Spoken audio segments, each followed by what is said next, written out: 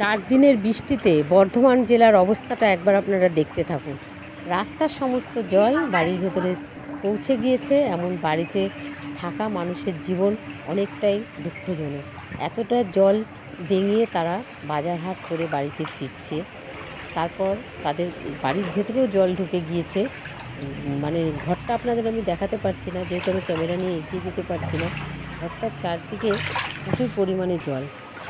মানে তাদের বাথরুম থেকে শুরু করে রান্নার ঘর থেকে শুরু করে চারিদিকেই জল ছড়িয়ে পড়ছে। এইভাবেই তারা মানে নিজেদের খাবার দাবার এইভাবেই আনা নেওয়া করছে।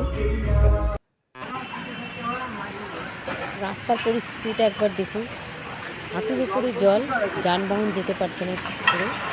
মানে কিছুক্ষণ আগেই দেখলাম যে একটা রিক্সা থেকে ছিটকে একটা ব্যাগ পড়ে গেল।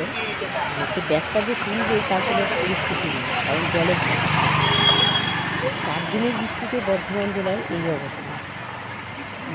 গাড়ির রিক্সাগুলোতে, অটো রিক্সা, ঠেলা রিক্সা, সব গাড়ির ব্যাটারি ভেতরে জল ঢুকে যাচ্ছে, গাড়িগুলো ড্যামেজ হয়ে যাচ্ছে। রাস্তাঘাটে যানবাহন যারা চালাচ্ছেন তারা অনেকটাই দুশ্চিন্তার মধ্যে আছেন।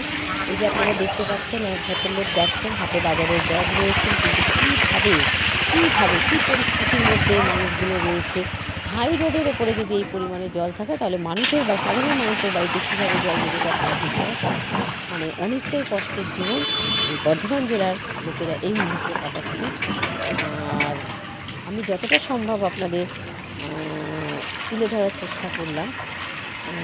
এদের এতটাই মানে অসুবিধার মধ্যে, এই যে দেখি